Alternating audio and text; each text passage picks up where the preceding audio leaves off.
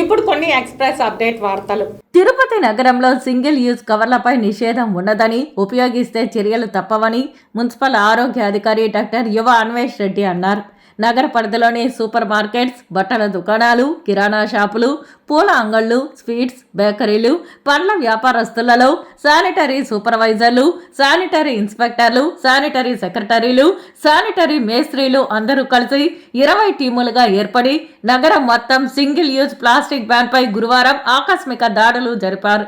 ఇందులో భాగంగా 120 మైక్రాన్ కన్నా తక్కువ పరిమాణం ఉన్న కవర్లు, 51 మైక్రాన్ కన్నా తక్కువ ఉన్న ప్యాకేజీ ప్లాస్టిక్ బ్యాగ్స్, 60 GSW పరిమాణం కన్నా తక్కువ ఉన్న నాన్ ఓవెన్ పాలీప్రాపిన్ బ్యాగ్స్, ఇతర ప్లాస్టిక్ ఫోర్క్స్, స్పూన్స్, కప్పులు, ప్లేట్స్, థర్మాకోల్ కి సంబంధించిన వస్తువులు అమ్ముట గుర్తించి వారికి పెనాల్టీ విధించి హెచ్చరించారు. ఆరోగ్య శాఖాధికారి యువ అన్వేష్ రెడ్డి షాపుల యజమానులకు, ప్రజలకు అవగాహన కల్పిస్తూ సింగిల్ యూజ్ ప్లాస్టిక్ వాడకం వలన కలుగు అనర్థాలు, నష్టాల గురించి తెలిపి అదేవిధంగా పర్యావరణ కాలుష్యం గురించి అవగాహన కల్పించారు.